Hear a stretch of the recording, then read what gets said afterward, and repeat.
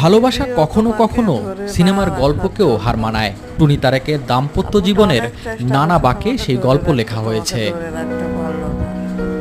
2006 সালে পারিবারিকভাবে বিয়ে হয় সাভারের কলেজ পড়ুয়া তরুণী উম্মে সাদেহিনা টুনি ও মালয়েশিয়া প্রবাসী তারেকের।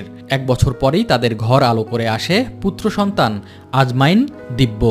সবকিছুই ঠিকঠাক চলছিল, তবে বিয়ের 2 বছর বাদেই গুরুতর অসুস্থ হয়ে পড়েন তারেক। চিকিৎসকরা জানান তার 2টি কিডনি প্রায় অচল। 3-4 জায়গা থেকে একই রিপোর্ট আসে, তখন আমরা বাধ্য হই বিশ্বাস করতে যে হ্যাঁ তাহলে প্রবলেমটা আসলে সত্যি। এমন দুঃসময়ে স্বামীকে ছেড়ে যাননি টুনি, বরং উন্নত চিকিৎসার জন্য নিয়ে যান ভারতে। খরচ বহন করতে নিজেই হাল ধরেন সংসারের। ভেলোরে যে 10টা বছরও ট্রিটমেন্টটা করেছে, এটার জন্য আমাকে প্রতি বছরে 2বার, কোনো বছরে 3বার করেও যেতে হয়েছে। আর এই খরচটা আমার একটা বিউটি পার্লার আছে, আমি ছোটোবেলা থেকেই বিউটি পার্লারের কাজটা করতাম। পার্লারের কাজ আর আমি বুটিক্সেরও কাজ শিখেছিলাম আমার খালার কাছ থেকে, বাটিক, ওই কাজের টাকা আর আমার যে মা বাবা বোন, আমার খালা চাচা, এদের কাছ থেকে আমি হেল্পটা নিয়ে, টাকা পয়সার হেল্প নিয়ে আমি ওর ট্রিটমেন্টটা করিয়েছি এই 10টা বছর। দীর্ঘ 10 বছর চিকিৎসার পর ভারতের চিকিৎসকরা জানান কিডনি প্রতিস্থাপন ছাড়া এখন আর উপায় নেই। এমন অবস্থায়ও স্বামী তারেকের হাত শক্ত করে ধরে রাখেন টুনি। দীর্ঘ সময় বেকার হয়ে পড়া তারেকের কাছ থেকে ততদিনে মুখ ফিরিয়ে নিয়েছে পরিবার। প্লিজ তোমরা আমাকে নিষেধ করো না, আমি ওকে ডোনেট করব, আমাকে তোমরা একটু হেল্প করো, টাকা পয়সা দাও।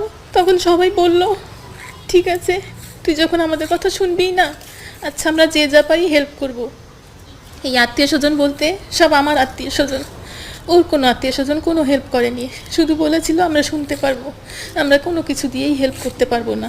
স্বামীকে বাঁচাতে নিজের একটি কিডনি দেওয়ার সিদ্ধান্ত নেন টুনি। কিডনি প্রতিস্থাপনের ব্যয়ভারও তার কাঁধেই। এর জন্য নিজের জমানো টাকা, স্বর্ণালংকার বিক্রি, এমনকি মায়ের পেনশনের টাকাও খরচ করেন টুনি। সফলভাবে হয় কিডনি প্রতিস্থাপন। চেক আপ করার পর সবই ঠিক ছিল, তো ডাক্তার বললো যে দুটো এক্সট্রা ইনজেকশন লাগবে, যেটা নাকি এক একটা 1.5 লাখ করে দাম। এটা যদি দেওয়া হয় তাহলে জিনিসটা খুব ভালোভাবে ম্যাচ হয়।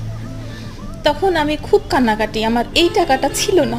তখন আমার মা আমার সাথে ছিল, মা বলল ঠিক আছে আমি আরেকটা টাকা দিয়ে দিচ্ছি। তারপরে স্যার আরেকটা টাকা দিয়ে দিল। এভাবে করে আমাদের ট্রান্সপ্লান্টটা হয় 2019 সালের অক্টোবরে। জীবন যখন সুন্দরের অপেক্ষায়, তখনই বাজে বিপত্তি। কিডনি প্রতিস্থাপন হতেই স্বামী তারেকের রূপ পাল্টে যায়। টুনির জীবনে শুরু হয় নতুন গল্প, যে গল্প অকৃতজ্ঞতার এক বড়